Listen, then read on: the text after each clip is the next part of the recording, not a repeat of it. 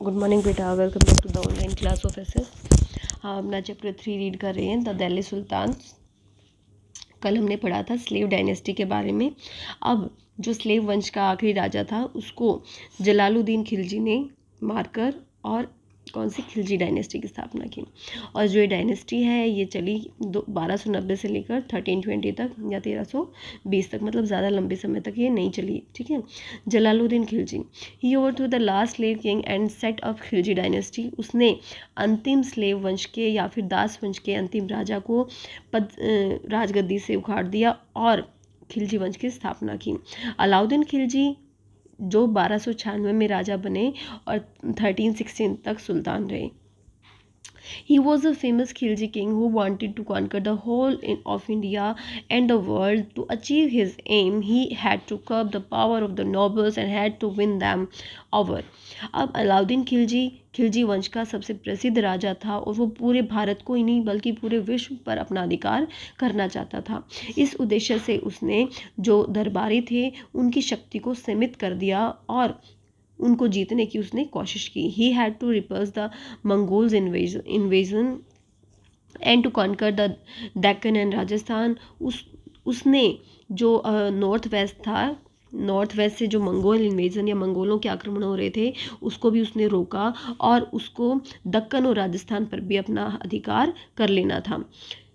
For this, he needed a strong army, and that means more revenue was needed. He thus regulated the market economy. For this, we shall study more about his economic reforms and administration in a later section.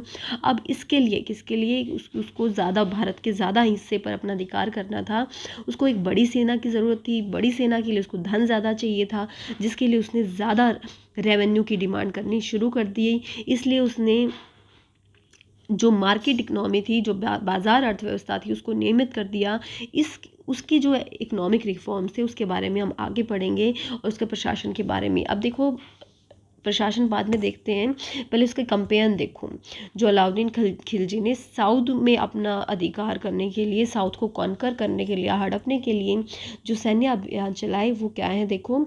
Gujarat की तरफ बढ़ा वो, फिर यहाँ से दक्कन की तरफ बढ़ते हुए रणथंभोर, मांडू, देवगिरी, हॉयसल्स को भी हरा दिया उसने, फिर पांड्यास को भी हरा दिया, यहाँ पे वरंगाल के ककात्यास को भी हरा दिया और बंगाल पर भी अपना अधिकार कर लिया। मीन्स वो इतना एम्बिशियस था कि उसने भारत के बड़े हिस्से पर अपना अधिकार कर लिया। नेक्स्ट पेज पे आ जाएं, page number 23, market policy. Alauddin Khilji की जो मार्केट कंट्रोल पॉलिसी थी या फिर बाजार नियंत्रण नीति। He was an ambitious and powerful ruler. His ambitious conquest required a large standing army. To maintain the army, he needed large revenue for costly items such as imported horses. He had adopted a bold market control policy, controlled the prices of all commodities, food grains, cattle, slaves, imported clothes, etc. जो अलाउद्दीन था वो बहुत ही महत्वाकांक्षी और शक्तिशाली राजा था। महत्वाकांक्षी मतलब उसकी बहुत इच्छाएं थी, जैसा हमने अभी पढ़ा ना, वो इवन पूरे भारत पर नहीं पूरे विश्व पर अपना अधिकार करना चाहता था। उसकी जो महत्वाकांक्षी कॉन्क्वेस्ट थे या फिर जो उसने सैन्य अभियान चलाए, उसके लिए उसको एक बड़ी सेना की ज़रूरत थी। अपनी बड़ी सेना को मेंटेन करने के लिए उसने जो महंगे आइटम थे, जैसे बाहर देशों से मंगवाए गए घोड़े, उन पर काफ़ी टैक्स लगाया। उसने एक नई मार्केट कंट्रोल पॉलिसी या फिर बाजार नियंत्रण नीति अपनाई और सभी चीज़ों के जो प्राइसेस थे, कीमतें थी, उन पर अपना कंट्रोल बनाए रखा। साथ साथ अनाज, मवेशी या फिर पशुओं, दासों और जो इम्पोर्टेड कपड़े होते थे उन सभी का जो प्राइस था उसने कंट्रोल रखा। The writing of contemporary historians of the period provide us with immense information about policies and different measures of rulers. अब देखो, contemporary historians मतलब समकालीन इतिहासकार या फिर जिस समय अलाउद्दीन खिलजी शासन कर रहा था उस समय के जो इतिहासकार थे उसके समय के, तो हम उसके लिए हम इस्तेमाल करते हैं कंटेम्प्रेरी या फिर समकालीन इतिहासकारों ने बताया है कि उन्होंने हमें उसकी जो नीतियाँ थी और उसने जो भी उपाय किए मार्केट पर कंट्रोल करने के लिए, वो उसके बारे में हमें जानकारी देते हैं। तारीख़ फिरोज शाही of Barni informs us about that Alauddin Khilji set up 3 markets at Delhi, one for food grains, one for horses, slaves and cattle, and third for the costly articles such as imported clothes. तारीख फिरोज शाही जो बर्नी ने जियाउद्दीन बर्नी ने लिखी है, ये हमें बताती है कि अलाउद्दीन खिलजी ने दिल्ली में 3 मार्केट बनाए, एक अनाज के लिए, दूसरा घोड़ों के लिए, दासों के लिए, पशुओं के लिए, और तीसरा जो महंगी चीज़ें थी जैसे बाहर आयातित कपड़े स्पेशली जो सिल्क होता था उसके लिए। The prices were fixed and were kept extremely low. जो चीज़ों की कीमतें होती थी वो फिक्स्ड होती थी, स्पेशली जो एसेंशियल कमोडिटीज़ होती थी, रोज़मर्रा के काम में आने वाली जो चीज़ें थी उनके प्राइसेस कम रखे गए। The sultan made arrangements for the government to buy all excess non perishable commodities, और सुल्तान ने जितनी भी नॉन पेरिशेबल या फिर ख़राब ना होने वाली चीज़ें थी, स्पेशली जो अनाज थे, उसको ख़रीदने के सब इंतज़ाम कर रखे थे। These were stored in huge granaries, इनको बड़े बड़े गोदामों में स्टोर किया जाता था। Strict watch was kept over buying and selling and anyone cheating in price और वेट वाज सेवरली पनिश्ड। और कड़ा नियंत्रण रखा जाता था खरीद और बेच पर। अगर किसी चीज़ की कीमत में कोई धोखाधड़ी की जाती थी या फिर वेट में धोखाधड़ी की जाती थी तो कड़ी सज़ा भी दी जाती थी। बर्नी हमें बताते हैं कि the price of all commodities in the detail, उन्होंने जो किताब लिखी तारीख़ फिरोज शाही, वो हमें इवन जो चीज़ों के प्राइस थे उनके बारे में भी डिटेल इंफॉर्मेशन देते हैं।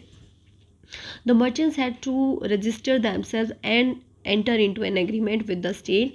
व्यापारियों को व्यापार करने के लिए अपना रजिस्ट्रेशन नामांकन करवाना पड़ता था और राज्य के साथ एग्रीमेंट पर या सहमति पत्र पर हस्ताक्षर करने होते थे। हार्डिंग वाज प्रोहिबिटेड, जमाखोरी पूरी तरह से मतलब गैर कानूनी थी। उस पर जमाखोरी पर मतलब चीज़ों को जमा करने पर, जैसे चीज़ों को ज़रूरत के समय पर ना बेचना और वेट करना कि उनकी कीमत कब बढ़ेगी, that is known as hoarding, उस पर रोक लगाई गई थी। An official called Shahnai mandi was in charge of each market.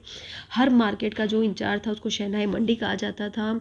Soldiers and civil population greatly benefited from these measures, और जो सैनिक होते थे और आम जनता होती थी उनको इन सभी उपायों से काफ़ी फ़ायदा मिला। It is not clear whether these regulation were applied only to Delhi और also to other towns in the empire, और ये अभी हमें पूरी तरह जानकारी नहीं है कि ये सभी उपाय केवल दिल्ली में ही लागू थे या फिर पूरे साम्राज्य में।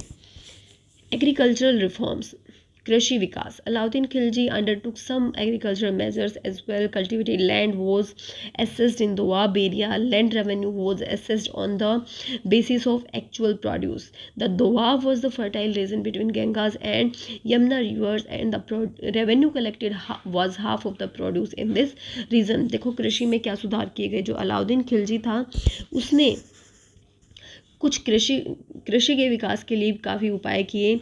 जो जिस ज़मीन पर खेती की जाती थी उसका, स्पेशली दोआब का जो इलाका था उसमें ज़मीन का मूल्यांकन किया जाता था और जो वास्तविक उत्पादन होता था उसके आधार पर जो रेवेन्यू था वो डिसाइड किया जाता था। दोआब गंगा और यमुना नदियों के बीच का बहुत ही उपजाऊ क्षेत्र था और यहाँ पर जितना प्रोड्यूस होता था, उत्पादन होता था, उसका आधा उत्पादन रेवेन्यू के रूप में ले लिया जाता था।